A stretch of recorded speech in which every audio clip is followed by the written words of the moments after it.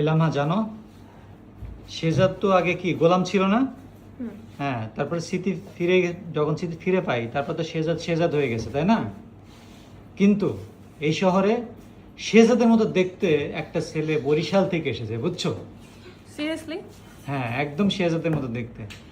এখন সেই ছেলেকে যদি শেহজাদ মুখোমুখি হয়, মানে সেই ছেলেকে যদি শেহজাদ দেখে, তাহলে কি পরিণতি হবে বলো তো? ও মাই গড, ভাই এটা কি শোনালেন?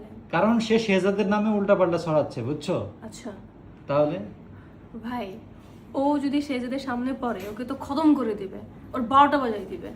সেইটা দেখার জন্য কিন্তু আমরা অপেক্ষা করতেছি, বুঝছো? হুম। এদিকে কিন্তু শেহজাদ জেনে ফেলতেছে তোমার অন্য জায়গায় বিয়ে হয়ে যাচ্ছে, বুঝছো? এখন কি হবে তোমার? আল্লাহ, ভাই তখন তো আমার 12টা বেজে যাবে, আর যে জানাবে আমি তাকে খুন করে ফেলবো, বাস। হ্যাঁ, কে জানাবে এখন এটাই দেখার বিষয়, এবং জানালে যে কি পরিণতি হবে সেইটাই দেখার বিষয়, তাই না? হুম। হুম।